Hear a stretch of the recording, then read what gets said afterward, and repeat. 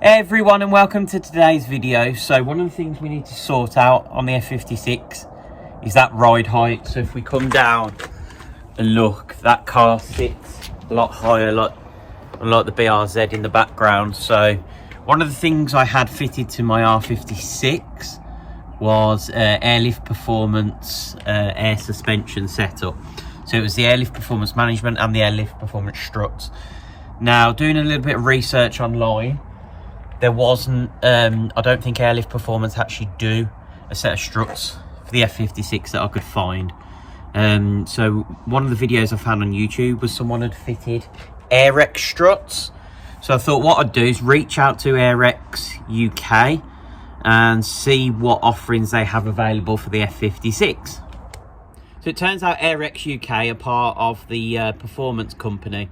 So I was speaking to someone called Indy that was really helpful, gave me the lowdown in terms of the Airrex struts that were available. What they were able to actually do was do a really good price on a set of brand new Airrex struts for this.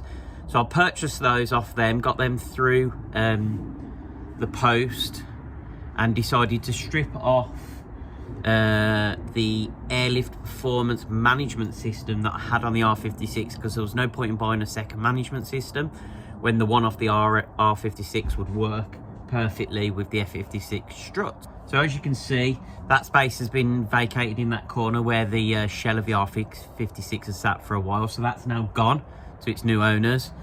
And we'll get the airlift in now. The good thing is with the F56, if I go and open up the boot now and talk through my plans, so obviously lots of bottles in there and junk, but you can see you have like a false floor in the F56 boot and all this space underneath that I need to empty out.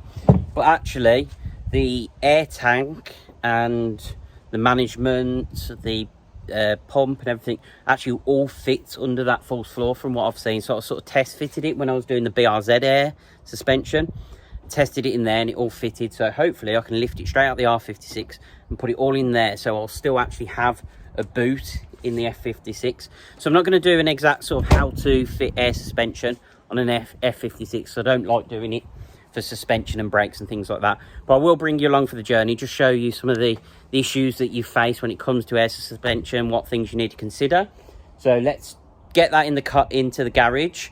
We'll get it up in the air and start stripping the stock suspension off. So it feels like we're going backwards to go forward. So you can see the F56 is up in the air ready for the stock struts to come off. So I'm just going to whip them off all the way around. There's plenty of videos out there if anyone wants to know how to do that, but we'll whip each corner off so we're ready to fit the new struts. So let's just take a quick look at what we've got in the box. Okay, so we've got the brand new Airrex struts in here. So let's just do a bit of a zoom out a bit, see what we've got. So first of all, we've got the rear struts. So they look very similar to stock for anyone that's seen the stock ones.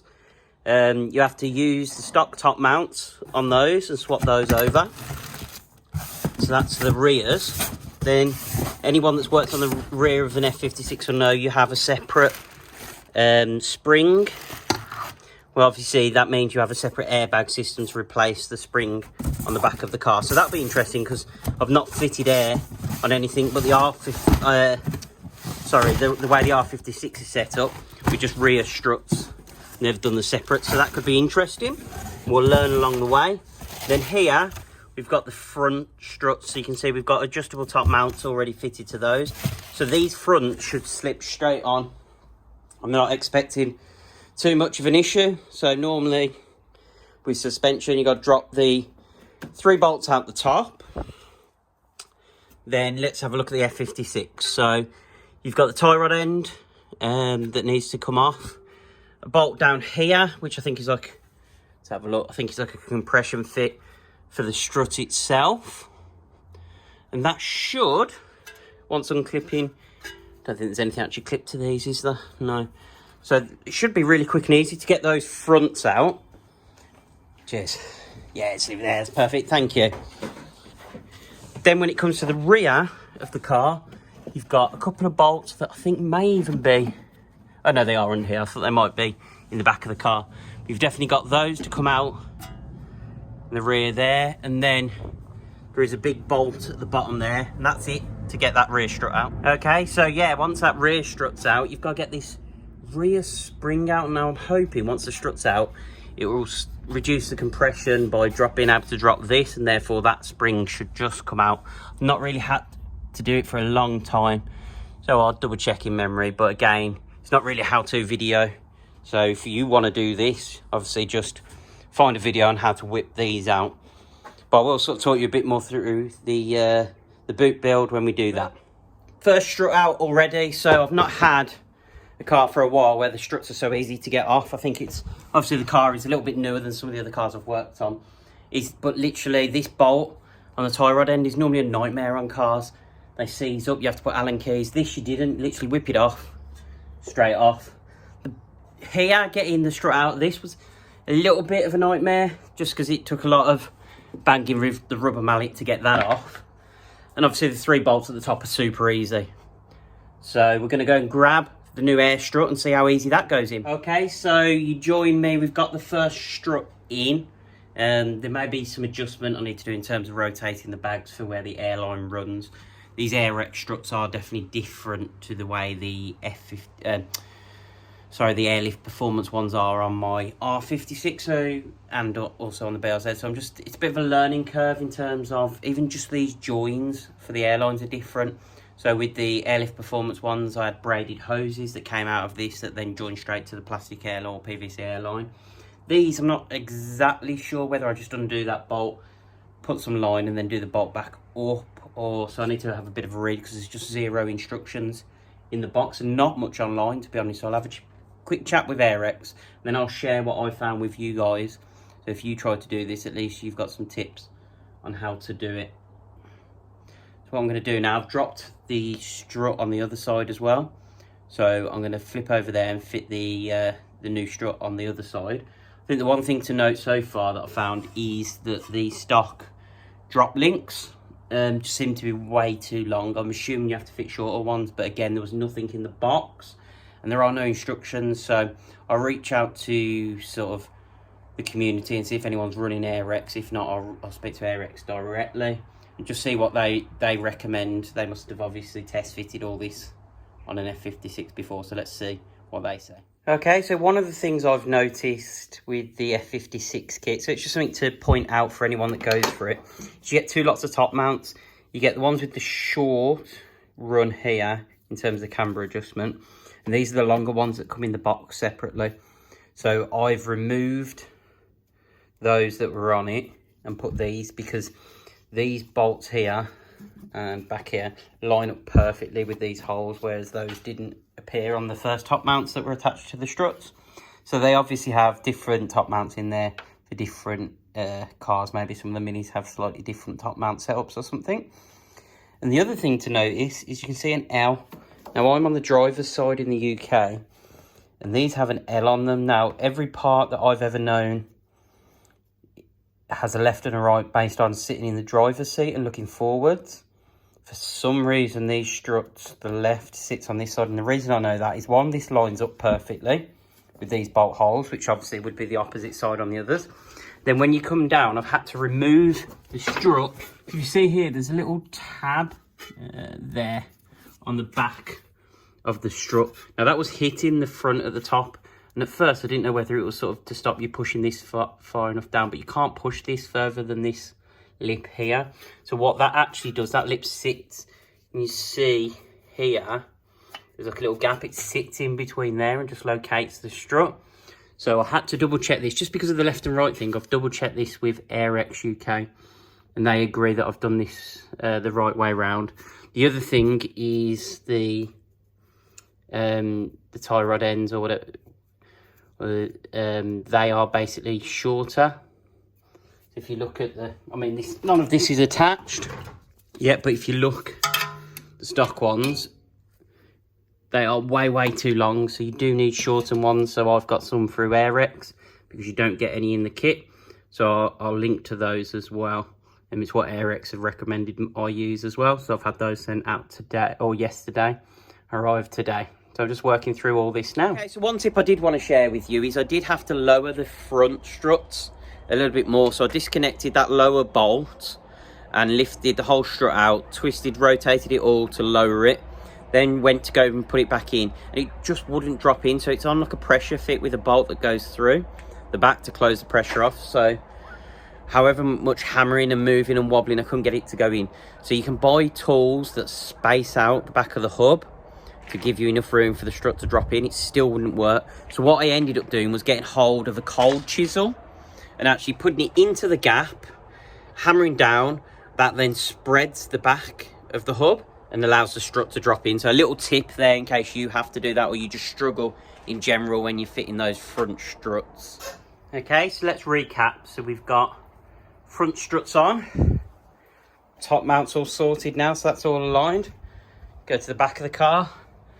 You can see we've got the rear strut and we've got the rear airbag. Now the one thing I'm a bit nervous about and I need to take a look at is just this rubber bit here. So whether you're supposed to remove that and mount it metal to metal. It seems a bit odd. It feels like the rubber should be there, but the rubber doesn't sit in that metal top bit like I thought it would. So I'm going to have a bit of a Google, see if I can find out that. So I might need to take some slack off this and drop that rubber out, so we'll see. So I did have a chat with Airrex UK, and they did mention to remove this rubber mount that's up here that goes on the top of the spring. I mean, this all seems to be mounted solidly now. All the struts are in, front and back, rear airbags in. So I think it's going to be a case now of running the lines. Okay, so this part is the sort of the nice bit, just to make sure it's all neat and tidy, is running all the cables. So you can see we've got a power cable that runs all the way to the front. So if I just bring you down, look, this is going to run under the carpet here, so you're never going to see it, up through there, and then in the engine bay, you can see we've got a rubber bung that was in that white circle. We've now removed that rubber bung and run a power cable with the fuse. So we've had to remove all of this just so we've got plenty of access, and I'll be able to sort of cable tie. So let's disconnect that because we don't want that running any power at the moment. But you can see here, I should be able to tidy this all up, cable tie it so it all looks OEM and hidden. So that's that part of it. You've got the controller cable, so that's going to run under the seats, under the carpet, under the centre console and up through there somewhere, so I can run that. We've got a ground wire that's run to here, so this will all be hidden. I need to tidy that up a little bit, but that's just an initial one just to test it. I think all my cabling is going to be in this little well under here, with a piece of wood with carpet under here to hold, because I think the original boot bit is maybe a bit flimsy. We'll have to see, because I don't want to obviously mount anything to the body of the car, so it needs something to mount in this space. We've got the ignition feed. In the R56 I actually used this because these sockets are live when the car's on, so I thought that would be a good ignition to use. I'm going to use that rather than running it to the front of the car. Anything else I need to explain? No, I think that's it. One of the things I did do, so you can see I used my label printer again and just labelled up all of the cables so I know what's what. So once this is all done, the carpet will go back in. In terms of the airlines, at the moment I need to take a look, but there is a big rubber bung here in the boot, so I may run all the airlines to this point. For the ones front to back, I need to investigate, because there's a nice little channel that you can see that runs either side of the rear seats. I wonder whether I can run the air feeds, run them down the side of the carpet and in the car, so you run a little chance then of scraping along. So we'll see. Anyway, lots of choices to make, and I'll let you know the decisions I made. Okay, so if we go into the boot of the car, we'll be able to see. So I've put the flat floor back in now. There's a couple of tweaks I need to do to get it to drop down flush, but it's a lot better than the R56. I lost half the boot in that.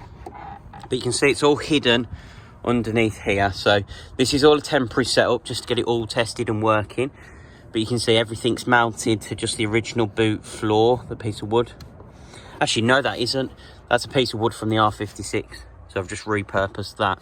So you can see all the airlines are ran through that rubber bung down there and under the plastic shields in the car. So literally just attached all the lines to whether it's fuel lines or brake lines. So it's all protected front to back.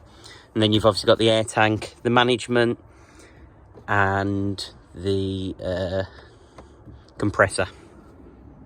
So it's not the prettiest setup you've ever seen, but at the moment it's literally just to get it all working. So I'll spend some time on it at some point in the better weather just to get rid of that. So that boot floor just folds flat over the top of there. So if we just lift that up and fold that away, so you keep your boot. Then when it comes to the ride height, so obviously that's in high mode at the moment, so you can see lots of wheel gap. But if we open the car, because of the way I've wired it, at the moment, we turn it on, you can see we've got the controller. So if we drop that down to... So you can set all your ride heights on this, so you can see that for me is my ride height at the moment. So it's very much how I would have the car if it was set up on coilovers. So the tops of the tyres disappear into the arch. And then if we go into low mode, which is basically airing out completely, we hold that button down. Excuse the mess. We're in the process of doing a load of building work at the moment, so I've had no chance to clean the car, and I've used the car a lot on our driveway. As you've probably seen from the videos outside, it's full of muck at the moment. So this is on its lowest at the moment. So I should be able to get this front corner lower. If you see the rears, they drop a lot lower.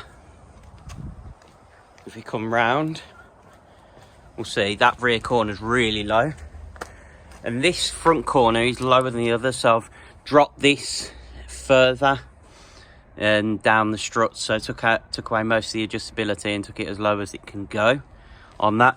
I'm sure there's play in there for you to still get your car lower if you really wanted to, but for me, I'm really not too fussed about going lower than that. I mean, you can see that is really low, and if we added a front lip or anything else, that would probably be touching the floor anyway, and that's on the stock there's 17s on this. Let's have a look. It's been a while since I've looked at the tire size. Yeah, these are stock 17-inch wheels. So I have spaced them out with 10mm spacers. So you have to change the wheel bolts and get longer wheel bolts as well. But you can see that has dropped the car down so much. I don't think you would want it any lower than that. You can move the car backwards and forwards, but I wouldn't recommend driving it that low. Okay, so that's the F56 on air suspension now. So just a reminder, it's Airrex Struts with Airlift performance management system. So really happy with it. So I've done over 500 miles on it now with the air suspension. There's a couple of little knocks that's my own fault. So I haven't had a chance to fit the front anti-roll bar drop links. So the car's going back in the garage today. I'm going to be fitting the drop links to that just to rejoin that up. That was just because I didn't, at the time that I filmed the video, have the right drop links, or when I've installed the suspension, should I say. So I've now got the right drop links, so the car's going to go straight back in and get those fitted and working. But really happy with the height that the car goes, both high to get over speed bumps and lows for just looking cool. So a big thank you again to the performance company, so Airrex UK, for doing that great deal on the struts. Really helpful in terms of employees. So Indy especially was super helpful in answering all my questions during the install process. So if you guys do go for this and you can't find the answers in my video, reach out to them and they'll be able to help you out. Today's video, please hit that thumbs up button. It really helps the channel. And hit the subscribe and notification bell if you're not already subscribed to the channel, and you'll get alerts every time we upload new content for the F56. You can see in the background there, because I'm filming this outro a little bit later on than when I installed the suspension. You can see we've got the new paceman that I've just introduced to the channel as well in my latest video.